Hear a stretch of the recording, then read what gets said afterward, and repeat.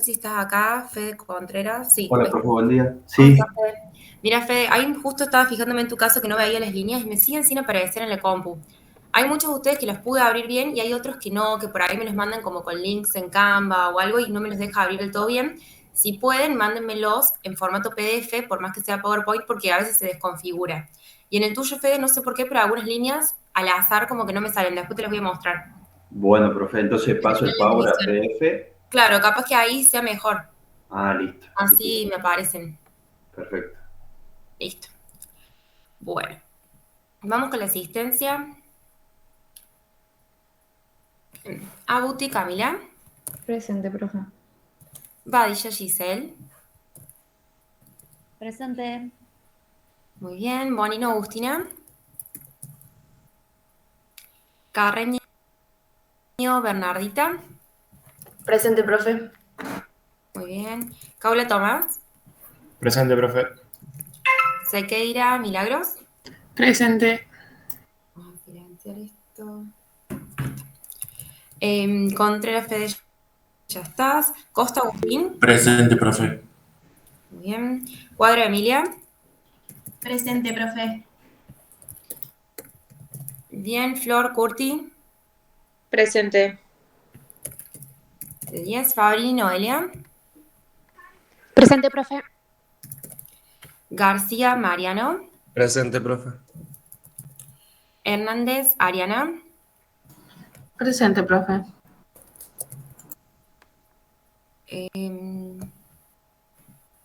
Un segundo. Es Leonardo Marcelo Agustín Croxlund. Presente. Quería ver si lo había notado bien porque se me borró tu nombre. Ahí está. Se me borró tu nombre del listado. Ahí estamos. Méndez Brenda. Presente. Morandini Azul. Presente, Pauloni. profe. Pauloni. Presente, profe. De 10.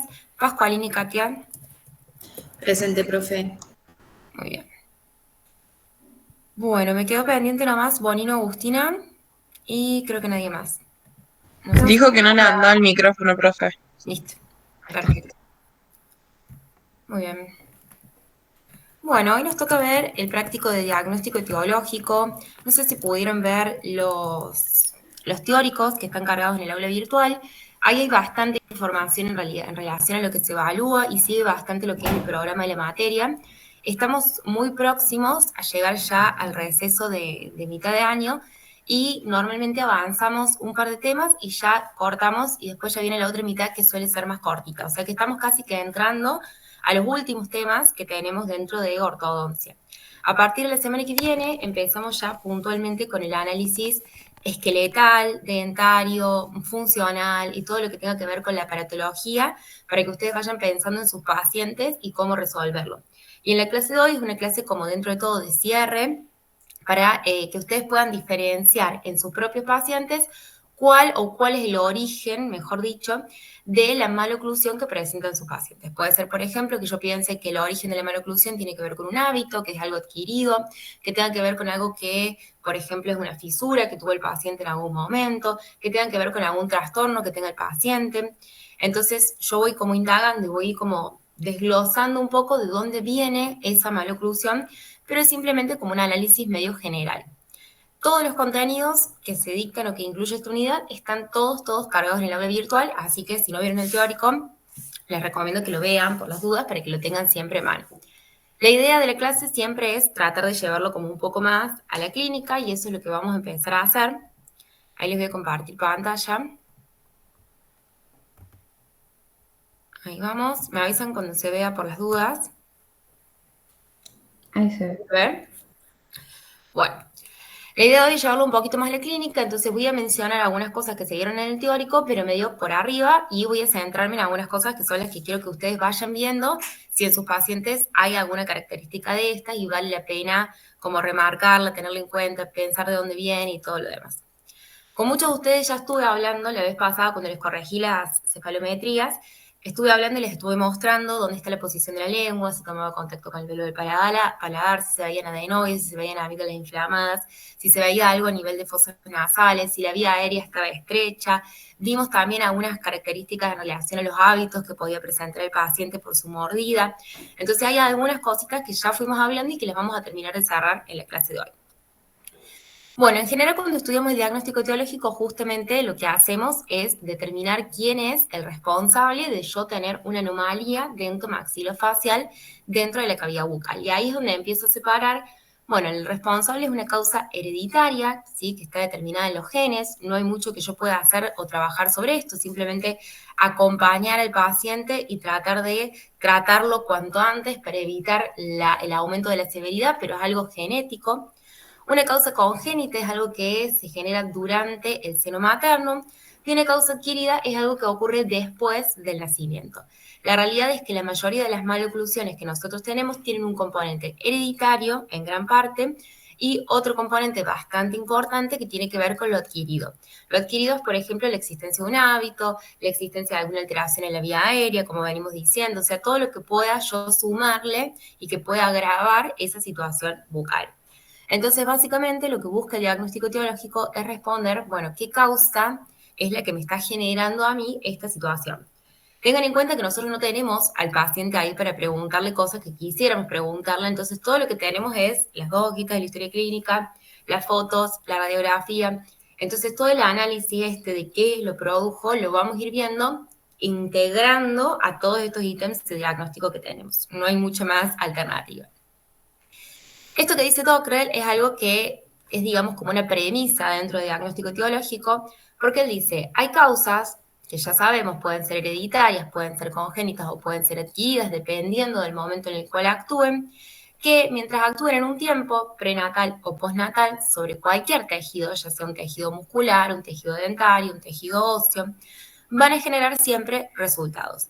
Lo que nos interesa a nosotros o lo que más nosotros vamos a trabajar tiene que ver con el desarrollo de las maloclusiones dentarias.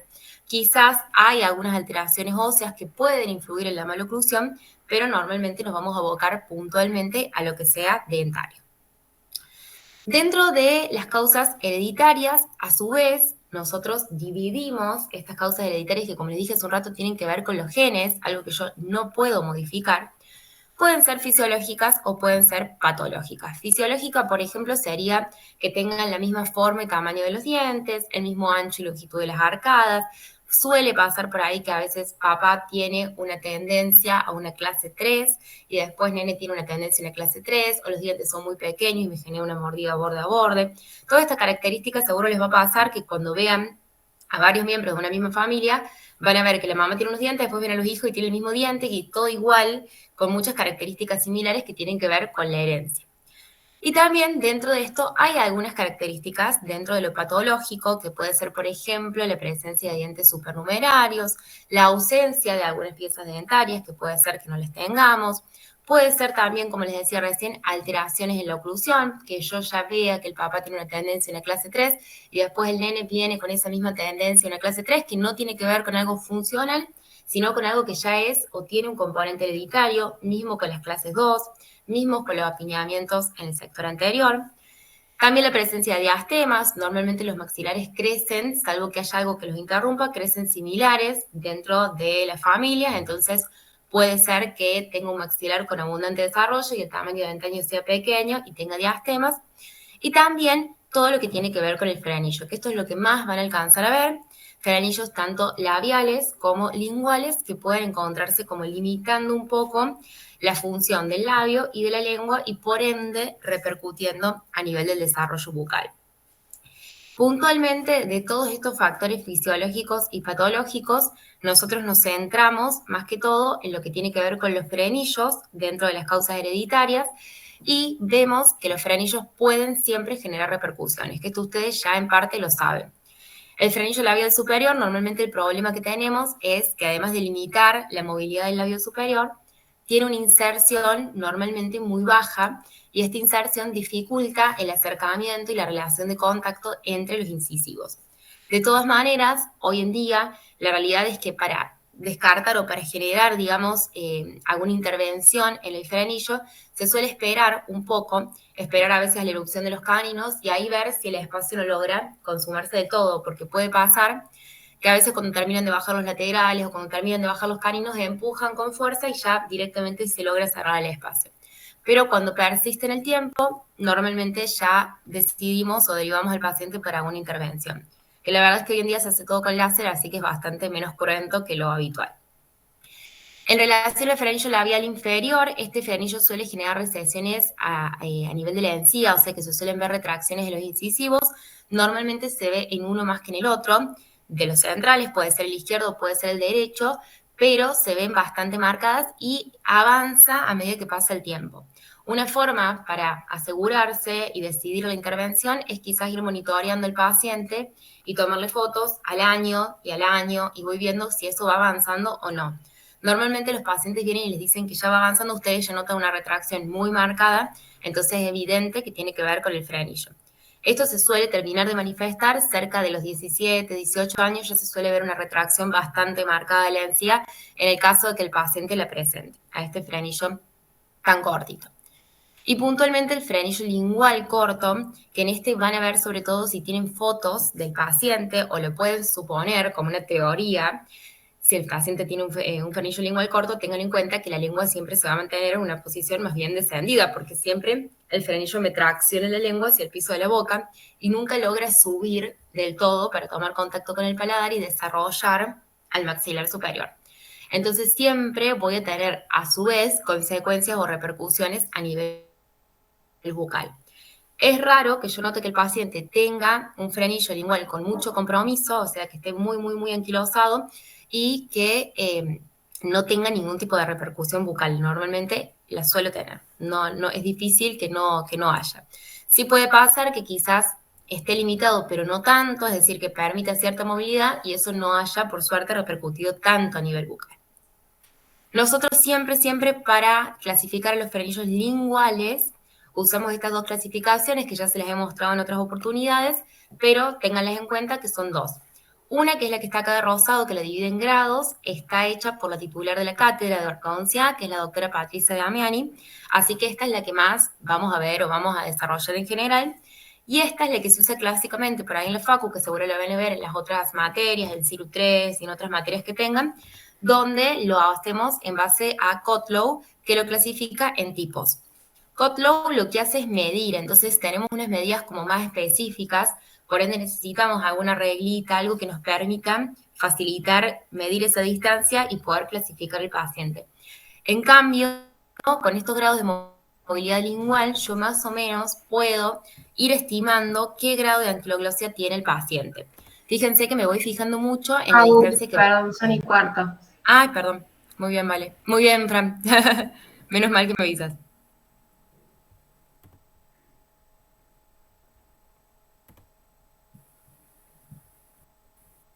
Yo ya seguía nomás.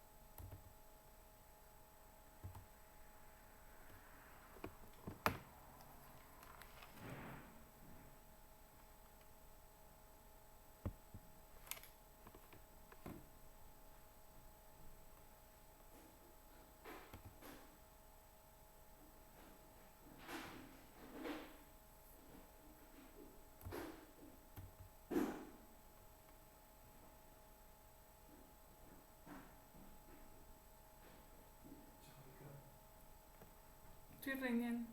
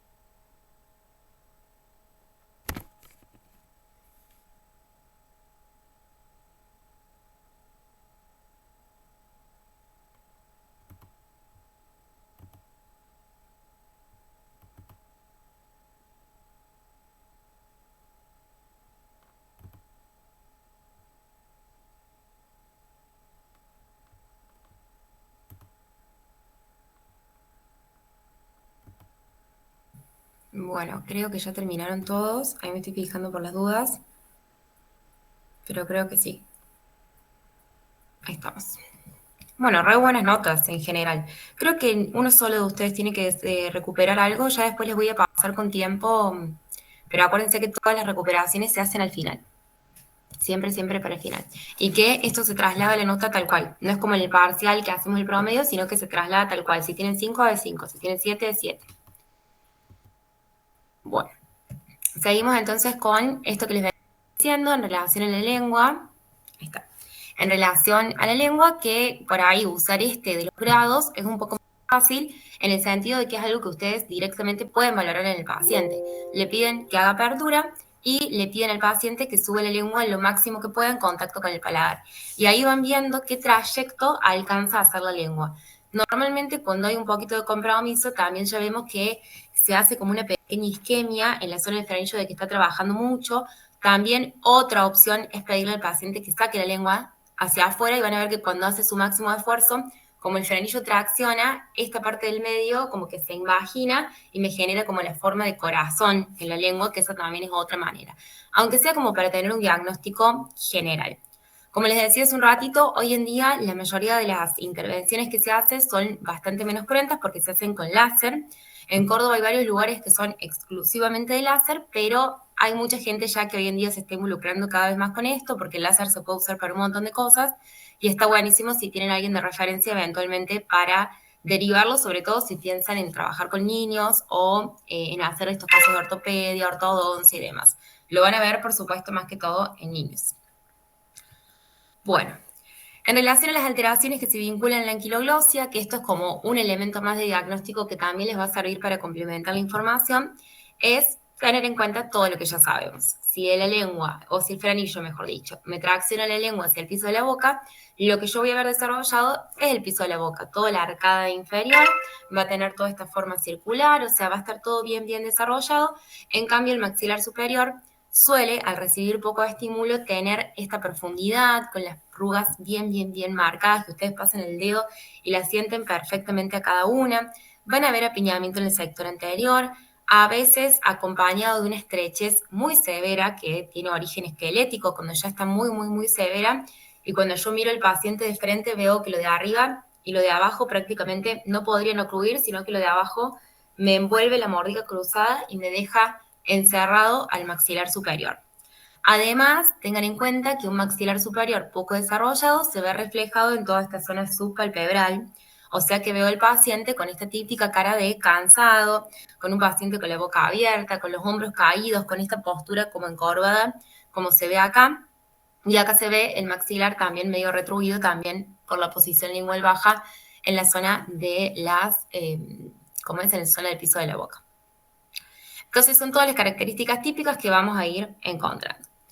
Dentro de esto también tenemos algunos síndromes, temas síndromes, son varios los que por ahí consideramos.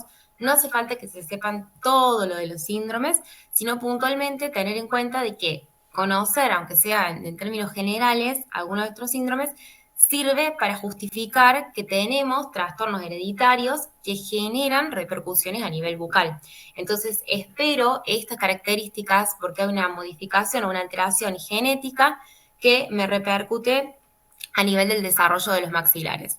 Entonces, por ejemplo, yo sé que en el síndrome de Cri-du-Chat, donde tengo una alteración en el cromosoma 5, falta un fragmento del cromosoma, voy a tener ciertas alteraciones a nivel bucal que mayoritariamente suelen todas deberse lo mismo. Estrechez del maxilar superior, micrognatismo mandibular, entonces suelo ver desde el perfil el maxilar inferior bastante retruido en una posición muy distal, un paladar pequeño, muy ojival, que ese término por ahí tanto no lo usamos, a pesar de que se lo anoté acá, pero sí un paladar profundo, con rugas bien marcadas, con una tendencia evidente a una clase 2, porque si yo tengo un maxilar inferior que está retruido y un maxilar superior con poco desarrollo en ancho, siempre me va a tender más a una clase 2, y siempre con hipotonía en músculos periorales, lo cual es típico de un paciente que por ahí es dólico, que no tiene fuerza muscular, y eso también repercute a nivel bucal y también repercute en el tratamiento. Pero simplemente pensándolo más en todo lo que tiene que ver con el desarrollo bucal. Síndrome de Williams también es una alteración en el cromosoma 7, que es el que se encarga de producir la elastina. Entonces van a ver que se ven como los tejidos como más alargados, ven que tengo un labio superior largo con mucha longitud, lo mismo el labio inferior. Las alteraciones que se suelen ver puntualmente están vinculados a la presencia de dientes de más o dientes de menos. A veces se suelen ver espacios entre los dientes porque los dientes son pequeños o están como distribuidos así de forma aleatoria. Simplemente para tenerlo en cuenta en forma general. Dentro del síndrome de Treacher-Collins, este síndrome es bastante conocido. Tenemos también una alteración en el cromosoma 5, pero en este caso no falta un pedacito, sino que hay una mutación que es la que lo genera. Y acá puntualmente la alteración principal es que falta el desarrollo del hueso cigomático, del hueso malar o del pómulo que tenemos acá. Entonces se suele ver toda esta zona subpalpebral con muy poco desarrollo. Ven cómo se profundiza toda esta parte justamente por la ausencia de este hueso cigomático. A su vez, tal cual ustedes lo ven en esta fotito, que creo que con fotitos va a ser más fácil acordarse, tengo retrusión maxilar, fíjense la fuerza que es este labio para compensar y cerrar la mordida, fíjense acá. Esta distalización o retrusión del maxilar inferior a su vez, corresponde con un adelantamiento a veces del maxilar superior, clases 2, paladares profundos, escaso desarrollo transversal, o sea, similar en todos los casos porque siempre va a afectar también a la parte ósea. En relación al síndrome de Pierre-Robin, este síndrome se va a caracterizar muchas veces porque el paciente presenta la lengua en una posición muy posterior, incluso hay riesgo de asfixia, y por supuesto, como ya sabemos, si la lengua no está bien posicionada, repercute siempre en el maxilar superior, entonces siempre las mismas características. Un paladar con poco desarrollo transversal, profundo, con rugas marcadas, adelantado, con dientes vestibularizados, que a veces puede presentar fisuras, pero bueno, siempre como las mismas características porque la posición de la lengua es la que termina alterada.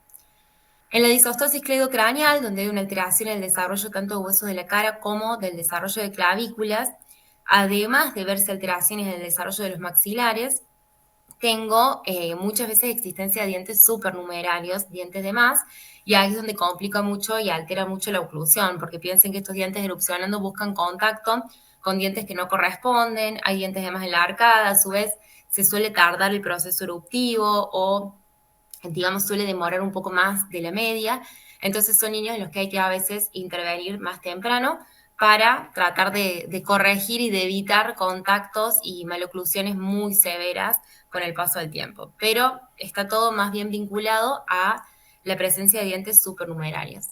Fíjense acá también, en este caso, piensen cómo estos dientes, cuando vayan erupcionando y busquen el contacto con los dientes antagonistas, como que nunca van a poder entrar bien en una oclusión y me empiecen a generar contactos y desviaciones, siempre mandibulares, que yo siempre les voy a ver repercutidas en la cavidad bucal. Piensen que tengo dientes que no corresponden con forma que no corresponde, supernumerarios, o sea, siempre estas alteraciones eruptivas me van a generar alteraciones oclusales y por ende lo voy a ver clínicamente también en la cavidad bucal. En este caso, fíjense que el maxilar superior en realidad es el que está bien posicionado y el maxilar inferior está como lateralizado. Y esto tiene que ver muchas veces con estos contactos prematuros y estos escasos desarrollos que termina teniendo porque no tengo, o para qué voy a tener el alveolo si no tengo a veces pieza dentaria o hay múltiples piezas dentarias y no hay una buena posición. En relación al síndrome de Down, que este es el más clásico de todos, ya sabemos que lo más frecuente en estos casos es un aumento de la salivación y una lengua con una posición muy adelantada. Que cuando la lengua está en una posición muy adelantada, siempre me va a empujar el sector anterior, puede generarme un poco de diastemas en la zona de cáninos, pero protruye incisivos y desarrolla arcada inferior y me deja chiquita, desarrollada transversalmente a la arcada superior. Entonces lo más frecuente es que veamos mordidas abiertas anteriores con maxilares superiores estrechos, profundos y un maxilar inferior con abundante desarrollo. Vieron que estos pacientes a veces como que da la idea de que tienen como una tendencia a una clase 3, pero en realidad es porque la lengua empuja tanto que desarrolla bien la arcada de abajo, arriba me va a protruir los incisivos superiores y el maxilar superior como tal queda de cierta manera como medio retruido, con poco desarrollo, justamente por esta posición lingual que va teniendo. Bueno, todo esto, nuevamente les repito, no hace falta que se sepan todos los síndromes, sino tener en cuenta todo esto que estuvimos viendo, aunque sea de forma genérica, que puede haber dientes supernumerarios, dientes de menos, contactos prematuros, alteraciones totalmente vinculadas al desarrollo de los maxilares, sobre todo el superior, y muchas retrusiones, ¿sí? O posiciones como distales del maxilar inferior, que son como las típicas y las más clásicas en la mayoría de estas alteraciones. Bueno, pasamos a las causas congénitas, y dentro de las causas congénitas son aquellas que se van a manifestar en el seno materno, no están vinculadas directamente con los genes, entonces pueden tener dos orígenes. O tienen un origen materno con alguna alteración durante, ¿sí? Durante el embarazo, que puede tener que ver, por ejemplo, con la exposición a radiación, con la exposición a drogas, a alcohol, con algún tipo de lesión cancerosa o algo que exista adicional en ese momento. Y también puede ser embrionaria, es decir, que no esté involucrado con la madre, sino que esté involucrado con el embrión. Acá puntualmente puedo tener alteraciones, por ejemplo, falta de desarrollo del primer arco faríngeo, lo cual repercutiría un montón en el desarrollo de los procesos maxilares, como ya vimos. Puede ser que yo tenga una alteración en la postura y eso también eventualmente repercuta a nivel de la posición quizás de la columna y del desarrollo maxilar. Alteraciones de origen desconocido, como la presencia de labio leporino o fisuras, que son dos cosas distintas, ya lo vamos a ver. Tortícolis y parálisis facial. Es decir, básicamente durante el embarazo puedo tener alteraciones de origen embrionario o alteraciones de origen materno y cualquiera de las dos puede repercutir siempre a nivel bucal. Puntualmente, dentro de las causas congénitas, nos centramos en estas lesiones de origen desconocido, que son las del labio leporino y fisuras, que como les decía recién, no son lo mismo, por ahí es como que los vinculamos a los dos, pero en realidad tienen sus diferencias. Para estudiar esta parte de fisuras, cuando lo vayan a estudiar para rendir el final o para rendir la promoción, tengan en cuenta que esto remite mucho a embriología, o sea que no viene mal en toda esta parte que estudien fisuras, volver a toda la parte del desarrollo de los procesos maxilares, procesos mandibulares, procesos frontonasal, ir viendo cómo se iban produciendo las fusiones entre los distintos procesos y cómo se iba dando lugar a la conformación del rostro. Eso estúdienlo porque se los van a volver a tomar en esta parte en general para entender cómo se genera una fisura. Si nosotros repasamos un poquito, ¿se acuerdan que teníamos distintos ítems? Que esos ítems se iban a ir acercando y se iban a ir fusionando entre sí. Dentro de esos ítems teníamos la prominencia frontonasal, todo esto que era la placoda olfatoria con el proceso nasal medio y los procesos nasales laterales. Teníamos hacia acá a los lados los ojos que todavía estaban muy lateralizados, que eventualmente se van a ir acercando hacia la línea media, el proceso maxilar, el proceso mandibular, y entre ambos me quedaba el desarrollo del estomodeo o cavidad bucal primitiva.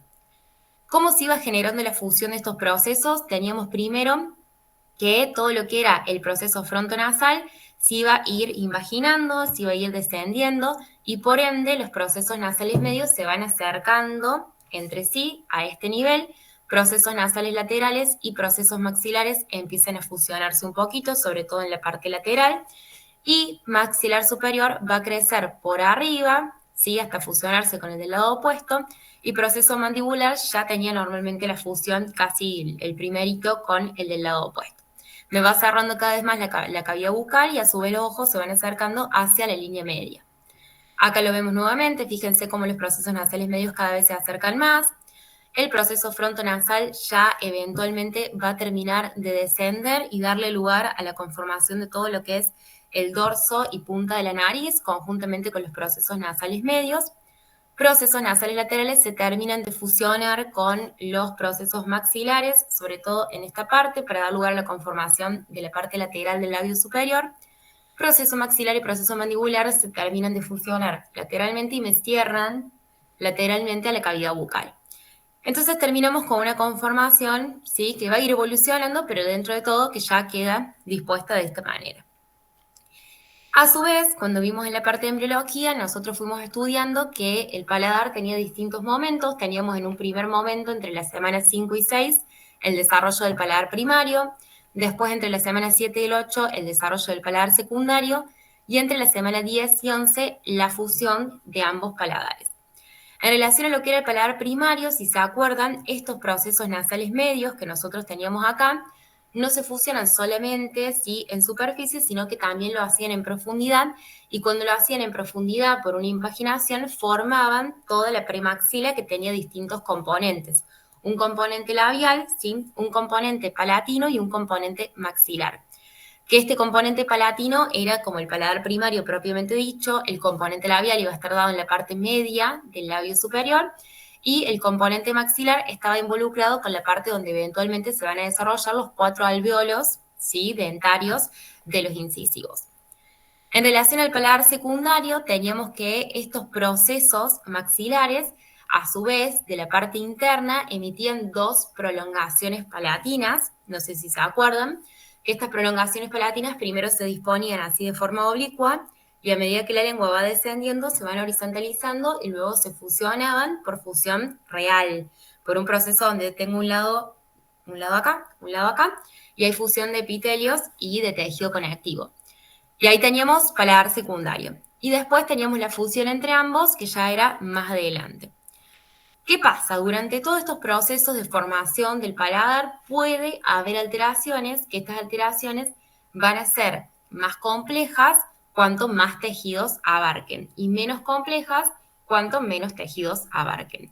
Normalmente vamos a ir viendo que nosotros usamos siempre una clasificación, que es la clasificación de Beau, que esta clasificación nos divide a las fisuras, no al labio leporino, a las fisuras, en 4 categorías, dependiendo el tejido que esté involucrado.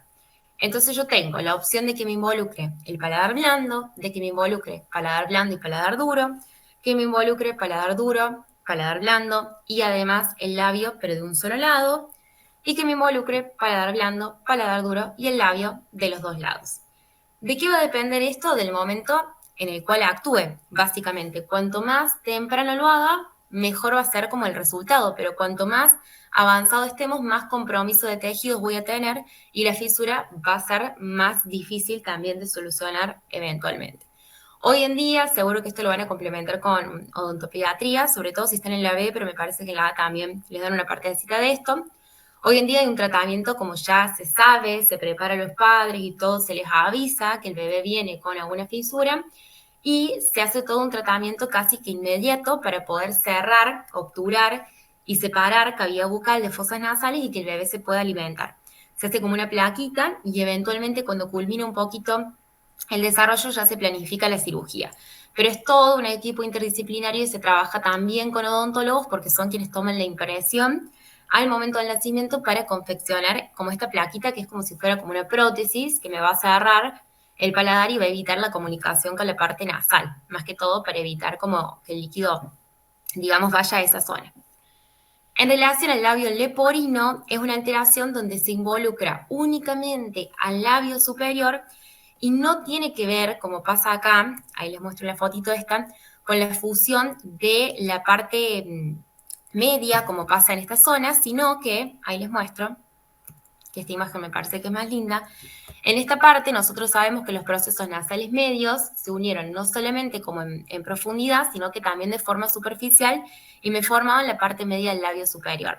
En cambio, dentro de las fisuras, nosotros sabemos que estos procesos nasales laterales se unían con el proceso maxilar y me iban a formar ya esta parte lateral. Dependiendo de qué procesos estén fusionados y qué alteración me genere, es que voy a dividirlo en labio leporino o en fisura.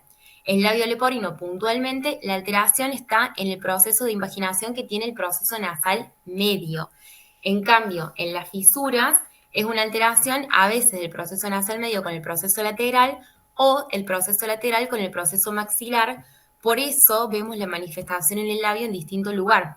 Fíjense que en las fisuras las vemos lateralizadas, ya sea uni o bilateral, las vemos siempre bien lateralizadas, no es en la parte medio del labio, sino que en la unión de la parte media con la parte lateral, o sea, proceso maxilar con proceso nasal lateral ahí a este nivel. Y en cambio en el labio leporino lo vemos bien centrado, bien en el medio. No es tan frecuente ver labios leporinos. Normalmente se suele ver más lo que es fisura, porque se suele ver más lateralizado. Pero acá hacemos como esa diferenciación de que el labio leporino tiene que ver con este proceso de invaginación que va teniendo el propio proceso nasal medio y por eso la afectación es bien sobre el labio y únicamente sobre la línea media, único. En cambio, cuando ya está más lateralizado, es alteración de unión de proceso maxilar con procesos nasales laterales o nasal medio, dependiendo de la zona en la que llego a involucrar, y directamente se ve más lateralizado, ya sea uni o bilateral, así como se ve en estas fotitos. Nosotros hacemos esta clasificación o esta división, van a ver que algunos autores no la hacen, quizás si ven algún libro o algún otro recurso o en otra cátedra, van a ver que por ahí no hacen tanto esta diferenciación de labio leporino o fisura, pero nosotros en la cátedra sí lo estudiamos así, lo damos así que estudienlo de esta manera cuando vayan a rendir. Bueno, y después nos quedan las causas adquiridas, que estas causas adquiridas son las más clásicas y la mayoría de sus pacientes tiene causas adquiridas en el desarrollo de sus maxilares. ¿Qué pueden ser? De orden general, cuando me refiero a que tengo algo sistémico que repercute a nivel bucal. De orden local es cuando tengo una alteración adentro en la cavidad bucal y obviamente repercute en el desarrollo. Y de orden proximal es cuando lo tengo cerquita de la cavidad bucal, por ejemplo en fosas nasales, por ejemplo en la vía aérea, por ejemplo en la zona de las amígdalas, por ejemplo, siempre busco en la zona del hioides o en la musculatura. De orden proximal es todo lo que tengo como periférico a la cavidad bucal. Entonces, orden general, todo lo que es sistémico, orden local, todo lo que tiene que ver con la cavidad bucal por sí misma, y orden proximal, todo lo que rodea periféricamente a cavidad bucal. Ya no tienen nada que ver con el factor hereditario, no tienen que ver con el desarrollo durante el embarazo, sino que tiene que ver con algo adquirido, eventualmente, sí, con el paso del tiempo. Dentro de las alteraciones de orden general, una de las más comunes o de las que más suelen generar repercusiones es el tema de la postura. Nosotros ya hemos visto algo en relación a vértebras y hemos visto algo en relación a la postura. Vieron que muchos de sus pacientes ya se ve, y esto está bueno que lo tengan en cuenta y que lo anoten, que ya se ven las fotitos, que está con la cabeza así medio inclinada y que todo el cuerpo va como medio inclinado. Lastimosamente que no tenemos fotos de cuerpo completo que nos servirían un poquito más, pero ya tenemos un parámetro de que todas las fotos hay inclinado o que en el paciente se ven los hombros a distinto nivel. No coincide ya cuando yo hago trazado de las líneas, me quedan todas medias oblicuas porque toda la posición está así, toda inclinada. Entonces ya tengo una alteración adquirida de orden general, que es la postura, y lo tengo que mencionar como un ítem cuando vaya a presentar el caso clínico. Tengo que mencionar que hay una postura alterada y que eso tiene que ver con una alteración adquirida de orden general. También puede tener que ver con algún trastorno en relación a la alimentación. No suele ser tan frecuente, pero suele aparecer por ahí algo. Normalmente vinculado más que todo a la dieta en el sentido de que, por ejemplo, si yo no como, no acostumbro a comer alimentos que demandan más fuerza muscular y como todo muy blando, mucha papilla, no tengo un buen desarrollo de la musculatura periférica y eso sí puede repercutir tanto en el desarrollo maxilar como en el tratamiento que yo vaya a poder realizar en ese paciente. Pero es algo que no suele pasar, la verdad es que no, hay muy poca gente que come solamente cosas blandas o semisólidas y no come cosas sólidas, así que no suele pasar. Alteraciones en el sistema endocrino, alguna alteración hormonal sí puede repercutir, no tanto, pero puede ser. Enfermedades crónicas como el asma sí, porque está alterado o hay compromiso de la vía respiratoria, muchas veces también. Y algún trastorno psicológico que esto suele verse reflejado a su vez con algún hábito que esté presente en la cavidad bucal, por ejemplo, la succión del dedo o algún hábito nervioso, que yo haga algo con la boca, me lleve la lapicera a la boca, me lleve algo a la boca que tenga que ver con algún trastorno de esta índole. Dentro de las alteraciones de orden local, que esto van a ver mucho en sus pacientes, tengo que recordar todo lo que ven en odontopediatría, o sea, pensar, bueno, que tengo piezas primarias que las puedo haber perdido prematuramente, que eso me puede haber generado una pérdida de espacio, que a su vez puedo tener dientes que no hayan completado su proceso eruptivo o que estén retenidos y que me van a generar eventualmente una alteración en la oclusión. Piensen que todos los dientes que yo no tenga o los dientes que yo haya perdido y que no voy a poder recuperar porque ya perdí ese espacio, siempre me van a generar contactos o alteraciones en la oclusión, en los contactos de lo de arriba con lo de abajo, y eso siempre va a repercutir en cómo se posiciona el maxilar inferior. El maxilar inferior siempre va a ir al lugar al que le quede más cómodo Les va a pasar incluso a veces de que algún paciente viene y les dice, yo no mordí así, y ahora muerdo y se me va la mandíbula para un lado. Y es esto de que tengo algún contacto, hay algo que no estaba en esa posición, puede ser que el paciente perdió un diente y el molar superior se me rotó o el molar inferior se me mesializó.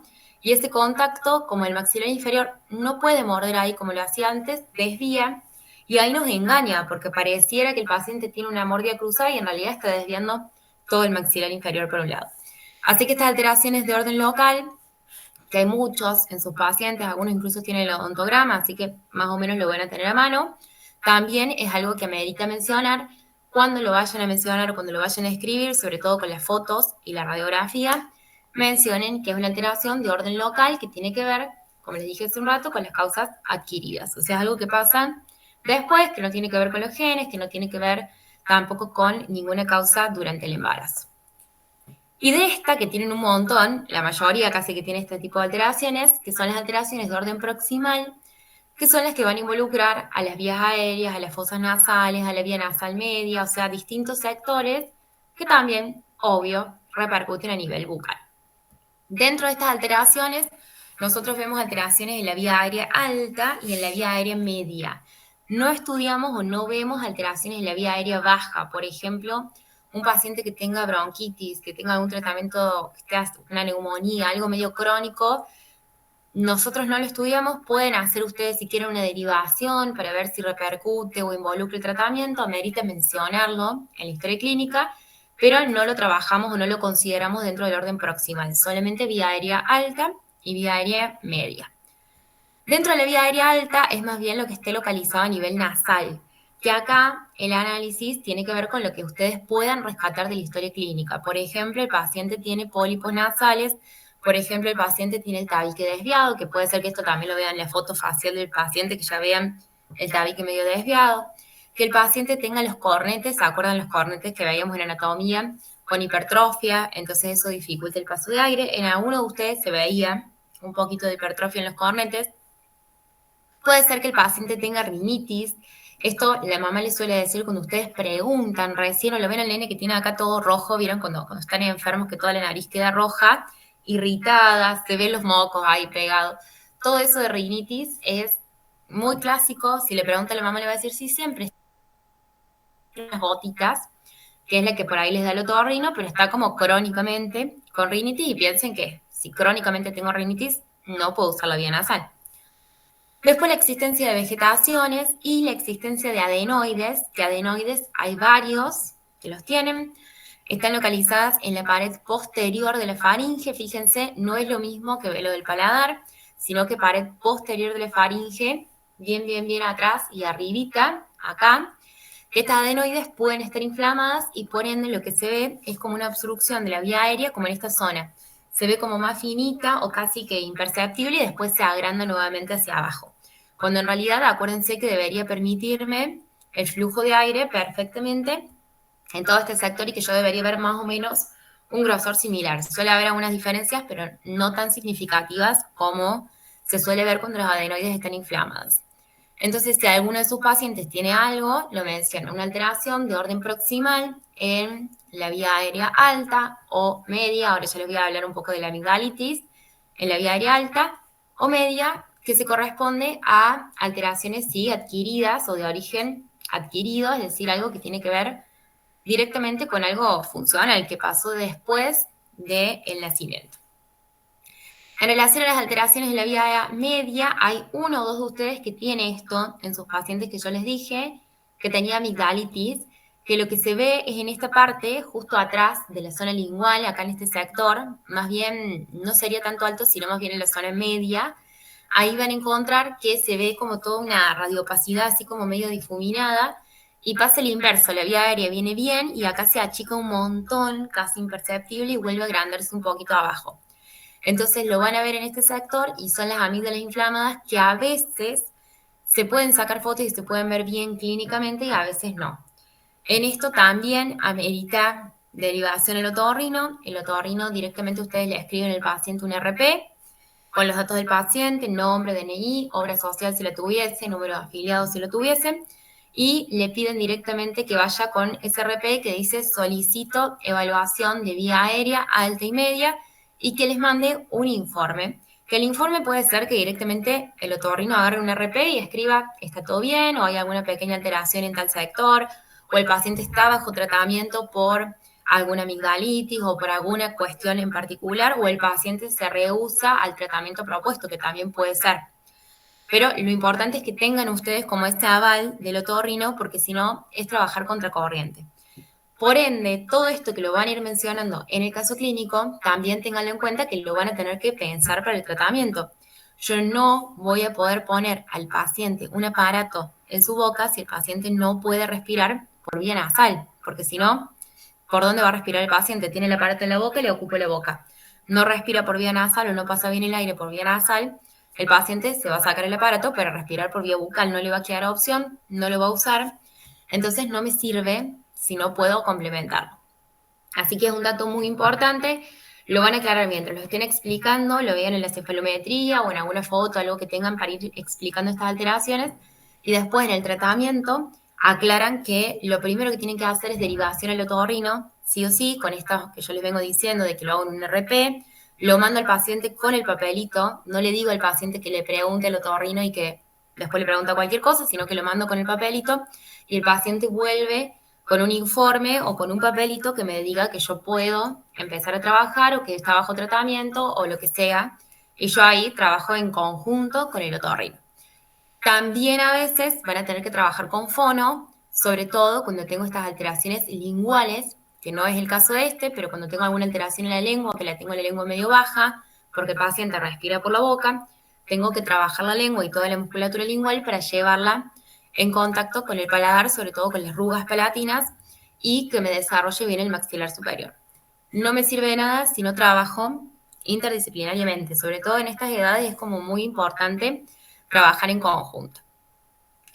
Bueno, y otras alteraciones que puedo tener, que ustedes se las imaginarán, que también son de orden proximal, que es todo lo que yo pueda hacer extra. Por ejemplo, morderme las uñas, por ejemplo, interponer la lengua, por esto mismo que venimos diciendo, de que tengo una lengua baja, por ejemplo, succionarme el dedo, una dilución atípica, mordisqueo el labio o llevarse el labio y tragar, haciendo fuerza con el labio, que van a ver cómo el labio termina entrando bien atrás de los incisivos y me protruye los incisivos superiores y me genera un resalte súper aumentado.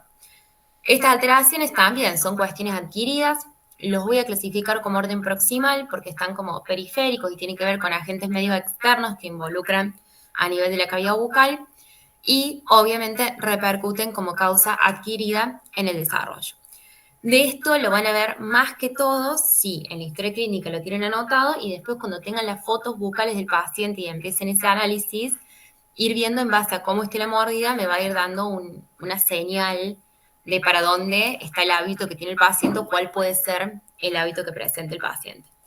Tengan en cuenta de todas maneras esto, ¿no? Que si el paciente no respira por vía nasal, no le queda otra que respirar por la boca y va a bajar la lengua para respirar por la boca. Quizás yo le solucione el problema respiratorio, pero si no reeduco a la musculatura lingual, el paciente nunca va a aprender a respirar por la nariz y va a seguir respirando por la boca. Bueno, esto es más o menos todo lo que vemos. Verán que solamente las de causa adquirida es lo que más van a presentar ustedes. Por eso es que esta partecita en particular es la que más tienen que estudiar para presentar el caso clínico. O sea que sí o sí, cuando lo vayan presentando, vayan mencionando esto. El paciente tiene postura alterada, tiene un hábito que le está mencionando en la historia clínica y que yo evidentemente lo veo porque tengo una foto que se ve que tiene el labio, que está haciendo esto con el labio, que está metiéndose el dedo en la boca o lo que sea. El paciente tiene una derivación al otorrino o tiene una vía aérea muy comprometida por tal cosa. Y todo eso lo voy anotando como alteraciones adquiridas y lo mencionan así cuando vayan a exponer el caso clínico. Bueno, y esto, que en realidad a mí me gusta darlo la semana que viene, que vemos diagnóstico diferencial, se los voy a mencionar porque en realidad se suele también tomar en esta instancia de diagnóstico etiológico, pero lo voy a retomar varias veces. Esto es para que analicen sus fotos bucales del paciente en sentido sagital. Las maloclusiones de Angle me permiten clasificar al paciente en 3 categorías. El paciente tiene una maloclusión clase 1, una maloclusión clase 2 o una maloclusión clase 3. Tengan en cuenta que el maxilar superior siempre está fijo, o sea que el que va cambiando su posición y varía es el maxilar inferior, que esta es una crítica que se le hace a Angle, que en realidad esta clasificación depende de la posición del maxilar inferior, y además de que solamente me permite valorar la oclusión en sentido sagital, o sea, de adelante hacia atrás. Pero no puedo valorar la oclusión con esta maloclusión en sentido transversal o en sentido vertical. Solamente es para analizar las fotos sagitales, bucales de su paciente, izquierda y derecha. Que esto sí lo tienen que hacer, por supuesto, todavía no lo han hecho, así que de a poquito lo vamos a empezar a hacer. Fíjense que no es clase 1, sino que es maloclusión clase 1, porque a pesar de que yo tengo el molar, como lo hemos visto, ¿se acuerdan cuando vimos dentición permanente que veíamos que la clase 1 molar era cuando la cúspide mesiovestibular del primer molar superior ocluía en el surco medio inferior del primer molar inferior? Que teníamos esta relación armónica y el canino ocluye entre la cúspide distal del canino inferior y la cúspide mesial del primer premolar. Sigue siendo una maloclusión porque el problema lo tengo siempre localizado en el sector anterior. Fíjense, por ejemplo, en esta foto, yo veo al molar, acá lo tengo el molar 6, y si ustedes ven la cúspide mesiovestibular está perfectamente ubicada en el surco medio inferior del molar inferior. Ahora el canino, me fijo el canino, tiene que caer entre la cúspide distal del canino inferior y la mesial del primer premolar, y cae perfecto, o sea, el canino está en una relación de clase 1, el molar está en una relación de clase 1, sin embargo, a mí me viene este paciente y yo no puedo decir que el paciente tiene toda su boca sana, entonces digo que es una maloclusión porque el problema, a pesar de que tengo una relación de clase 1 molar y clase 1 canina, lo tengo en el sector anterior. ¿Cómo se puede manifestar en el sector anterior? Con varias, digamos, varias características en general. Una de las más clásicas es que haya apiñamiento únicamente en el sector anterior, o sea que, por ejemplo, en este caso es apiñamiento. Otra opción es que los incisivos estén protruidos y el resalte esté aumentado a pesar de que tenga clase 1 en caninos y en molares. Otra manifestación es que haya mordida abierta en el sector anterior, pero el canino y el molar, como les digo, estén bien. Otra manifestación es que el sector anterior tenga sobremordida. ¿Se acuerdan sobremordida? Es como mordida cubierta, lo inverso mordida abierta, sino que lo de arriba me tapa a lo de abajo y casi no llego a ver caras vestibulares de incisivos inferiores. Entonces puedo tener distintas manifestaciones en el sector anterior, por eso es una maloclusión, pero canino y el molar están en clase 1, que la clase 1, como les digo, tiene estas características. Molar 6 superior, cúspide mesiovestibular, ocluye el surco vestibular del molar inferior, y el canino superior ocluye entre lo que vendría a ser la vertiente distal del canino inferior y la mesial del primer premolar. Siempre encuentro la maloclusión en el sector anterior, aunque sea un apiñamiento leve, lo tengo. Después tengo las maloclusiones clase 2, que acá ya empieza a alterarse y ustedes lo van a ver en sus pacientes, que es como que hay falta de concordancia. Fíjense acá que ven cómo los dientes, los premolares ocluyen bien entre diente y diente, entonces tengo dos dientes inferiores para uno superior y tengo una oclusión lograda, o sea, un engranaje bien logrado entre lo de arriba y lo de abajo.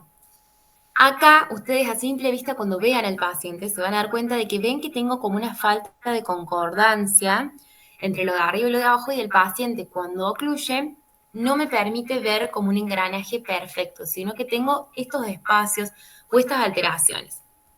¿Dónde voy a buscarlo en la maloclusión? En el sector molar y en el sector canino. Para que sea clase 1, el canino tenía que estar entre la vertiente distal del canino inferior y la vertiente mesial del premolar. Fíjense dónde está el canino. O sea que el canino acá tiene una posición más mesializada de lo que debería, y puedo ver que está ocluyendo entre la cara distal del incisivo lateral y la cara mesial del canino inferior. O sea, tengo un adelantamiento de una cúspide entera. Puede ser de menos, pero en este caso es de una cúspide entera. Acá el molar, la cúspide mesiovestibular, me debería caer en el surco vestibular del molar inferior. Fíjense que lo que me cae en el surco vestibular es la cúspide distovestibular del molar 6.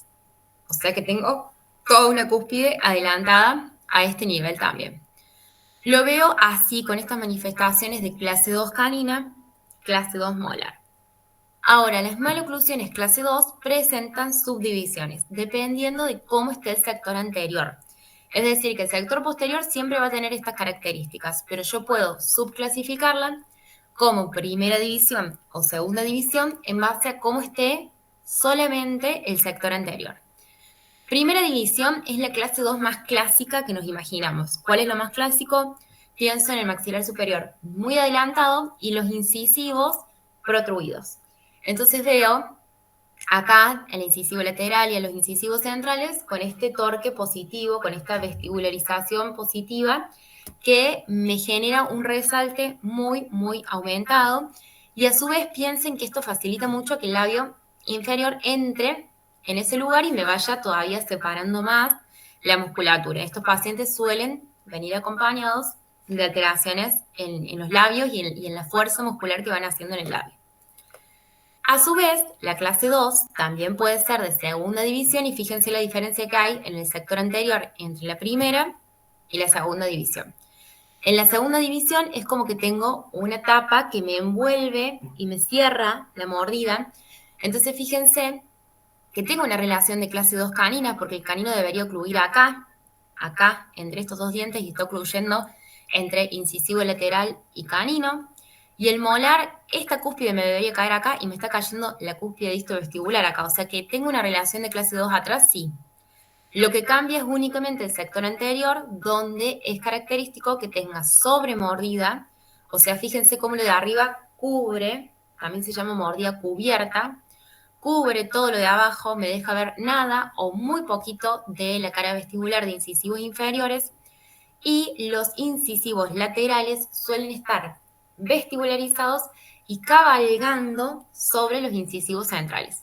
Fíjense que los incisivos centrales me hacen esto, me cubren, me cierran la mordida, y los incisivos laterales cabalgan y se vestibularizan, que puede estar más o menos marcado sobre los incisivos centrales. Entonces la diferencia tiene que ver con la posición de los incisivos para clasificar estas maloclusiones clase 2 en primera o segunda división. Esto ya también lo pueden ir haciendo con sus pacientes.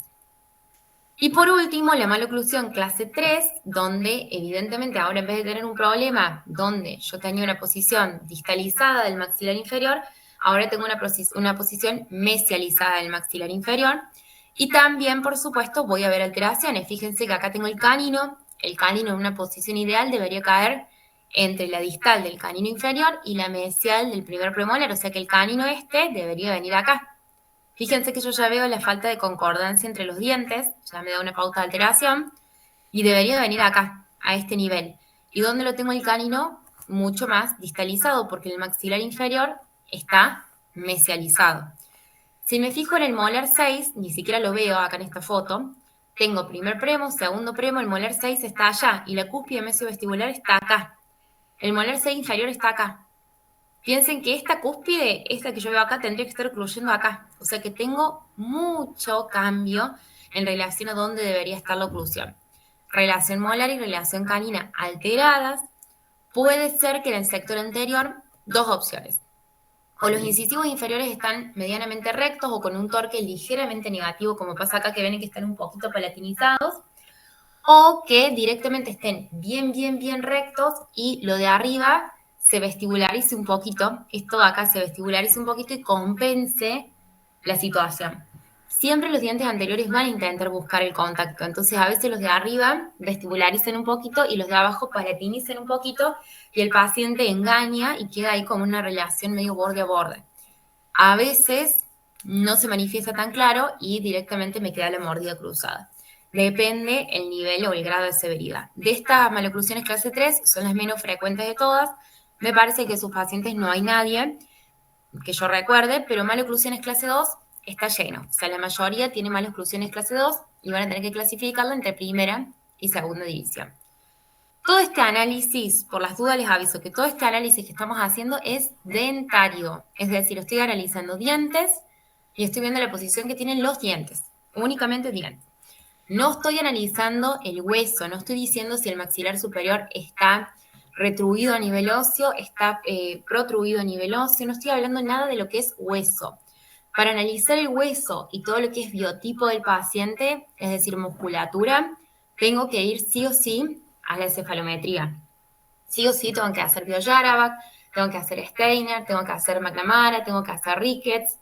No lo voy a poder saber de otra manera, entonces por ahí, ojo, con decir el biotipo es tanto y no tengo el cefalograma de respaldo, u ojo, cuando estén haciendo la descripción de las fotos bucales, de decir que esto es el hueso. Siempre es un análisis dentario, no esquelético, no muscular del paciente. Ojo con esas características. Bueno, esto es lo próximo que le van a sumar. Entonces, dentro de todo, resumidamente, ¿qué nos quedaría sumarle? Estas alteraciones adquiridas que pueden existir en su paciente. Si no los quieren agregar al PowerPoint porque se les complica, márquenlo, aunque sea en alguna diapo o en algún cuadernito que tengan. Anotan todo lo que tienen que ir mencionando sí o sí en relación a esta unidad particular. Y después, en relación a las maloclusiones, esto sí, van poniendo las fotos lateralizadas de su paciente, así una por una, las que tengan. Si no tienen de los dos lados, agárrense del lado que tengan. Y van poniendo cómo está la clase canina, cómo está la clase molar. Lo marcan bien, dónde debería estar, dónde está y qué significa esto y cómo está el sector anterior. Y acuérdense que si el paciente... Perdón, yo tengo una duda, capaz que nada que ver, pero Sí. el tema de la maloclusión de ángulo, ¿es solamente con ya la dentición permanente? Es solamente con dentición permanente. Perfecto, porque mi paciente, bueno, tiene 9 años y no tiene el sector intermedio, no tiene recambio. Claro. Pero ya se le nota una sobremordida anterior, pero no puedo definir, digamos, la clase porque no veo la relación molar ni canina. Claro, lo podés hacer con los parámetros de dentición primaria. ¿Te acuerdas cuando vimos dentición primaria que fuimos diciendo más o menos si el canino estaba en clase 1 o en clase 2, pero no lo entramos dentro de la clasificación de Angle como tal? O sea, cuando vaya a mencionarlo, no voy a decir que es de Angle, digamos. Pero puedo mencionar, digamos, la sobremordida anterior. Exacto. Bien. Puedes mencionar la sobremordida, si tenés el molar 6 en relación, podés ir diciendo si la relación molar es adecuada o no, y si es adecuada porque la cúspide mesiovestibular, o sea, ir dando algunas pautas de lo ideal y mencionando la alteración que exista. Pero no puntualmente diciendo esto es una mala oclusión clase 1 de Angle porque no es dentición permanente pura todavía. Perfecto, gracias. Es más, capaz no tengas el canino. No tiene canino. Sí. Bueno, esa es otra crítica que se le hace a Angle, que esto es puntualmente cuando tengo todos los dientes y puntualmente en dentición permanente completa. Porque si no tengo el canino, que esto también les puede pasar a ustedes, que no tenga el canino, que tenga una dentición mixta, o que tenga el canino primario y el molar permanente, o cualquier alteración, dientes que falten, no la voy a poder valorar realmente porque los dientes se van a mover de posición. Entonces es otra crítica que tiene Angle y es que no tengo cómo valorarlo en esos casos. Bueno, esto sí, si quieren ir sumándolo, no hace falta que me vuelvan a mandar todos, si ya se los corregí, me van mandando esta partecita con el análisis bucal, puntualmente, en este caso en sentido sagital, y si no, esperen a la semana próxima que vemos diagnóstico diferencial. Ese es un tema largo que se reevalúa, es re complicado en relación al contenido que tiene porque es medio denso, integra todo, integra musculatura con diente, con hueso, entonces se ve todo, y lo pueden hacer también en esa instancia y mandármelo ahí, lo que ustedes prefieran, pero vayan haciéndolo, para que se los vaya corrigiendo. Fede, ahí me fijé nada que ver, pero ahí me fijé tu cosa y ahí lo pude ver con todas las líneas, se ve que era mi PowerPoint. Ah, listo, profe, justo le iba a decir eso, que le había mandado el PDF. Sí, me parece que me lo manden en PDF es mejor. Listo, ya sé para la próxima entonces. Muy bien. Bueno, ¿dudas? ¿Quieren que veamos algo? ¿Alguno quiere mostrarme su paciente y analizarlo o algo? Bueno, si no hay dudas, se pueden retirar. Y si alguien quiere preguntarme algo, me quedo acá un ratito más. Profe, una consulta. En mi caso, la paciente no, o sea, como que no dice que no presenta ninguna enfermedad, o sea, nada adquirido, pero cuando habíamos visto la radiografía me habías dicho que se veía como una parte radiolúcida que podía ser adenoides o algo así, pero como que no está especificado. Entonces, bueno, puedes decir que cuando hagas el análisis de la radiografía y menciones como los ítems, sobre todo en la parte de tejido blando, ahí podés mencionar que ves esa radiopacidad que se corresponde con la parte aérea alta y en contacto con la pared posterior de la faringe, donde están las adenoides, y que puede haber compromiso en esta zona por una hipertrofia de adenoides. Y ahí haces que en el tratamiento eventualmente pondrías que harías la derivación para la valoración. Total, no perdés nada con eso. ¿Se entiende? Sí, claro, gracias, profe. Así que después, por un lado, cuando analices la radiografía y por el otro lado, cuando hagas el tratamiento, pones, haría una derivación al otorrino, total, no pierdo nada. El otorrino te va a decir, dale para adelante o no, pero te va a servir para saber si la posición lingual está bien y todo lo demás y vas a poder trabajar con alguna patología. ¿Quién más me preguntó? Bren, ¿querés decirme? Hola, profe. Le quería hacer una consulta. Yo todo lo que había que hacer de cefalometría lo hice en un papel, en hoja de calcar, perdón. No lo pude hacer en PowerPoint porque intenté hacerlo y me salió un desastre. Yo para mandárselo, ¿se lo puedo mandar en foto, bien legible? ¿O cómo puedo hacerlo? Me lo puedes mandar en foto, no hay problema. Bien, y también preguntarle si, porque le mandé las actividades anteriores, pero no me contestó. No sé si le estoy mandando bien el correo A ver. o... No sé, porque el fin de me puse a revisar todo, pero puede ser que me haya quedado Ah, en el bien, bien. medio. A No, ver, me quedo tranquila. Pensé que no le había llegado o algo. espera. Me mandaste, ¿qué cosa me estás diciendo? ¿El caso clínico? No, el caso clínico todavía no se lo mandé Ah, me porque mandaste los tengo la trabajos primera prácticos. parte, exactamente. Tengo la primera No, parte en PowerPoint, que es así le puedo mandar, y las otras cosas de cefalometría está todo en papel. bien, perfecto. Bueno, mándame lo que tengas, en papel no hay problema, y de tus trabajos prácticos sí tengo todos, el único que me faltó es el 7, que ese no sé Ah, si me lo perfecto. mandaste y no llegó, pero es el único que tengo anotado que no lo vi. Sí, no, ese también me falta. Ahora Bien, se lo mando. listo. Listo, gracias. Chau, chis. Profe, yo quiero hacer una consulta que no tiene Sí. tanto que ver con el caso de ortodoncia, con el caso clínico, Mm. pero quería saber si usted no conocía a algún fotógrafo que que me pueda ayudar en la facu a tomar las fotos de los niños, porque o sea, mis compañeros han contratado a un chico que ya me dijo que no va más, y la verdad es que no sé de dónde sacar a alguien. Que te puedo ayudar con eso. Y en Sí, PPS no hay nadie, porque solía haber varios que trabajaban ahí. la verdad que no averigüé, no ¿No? sabía. ¿Pero un profe me Porque dice o qué? nosotros, no, porque nosotros nosotros sacamos siempre fotos nosotros, pero históricamente en PPS te pedían las fotos sacadas por un fotógrafo y había algunos que trabajaban ahí como Ah, parte de no, PPS. no pregunté. Pero voy a ver si consigo algún número de esos chicos. Porque tiene que Bueno, ser alguien que más o menos sepa de la parte bucal como para que te pueda ayudar y no te complique más. claro, claro. Aparte de que te exigen que sean fotos Bien perfectas tomadas. y no me sale. Yo intenté ayer y no salen bien.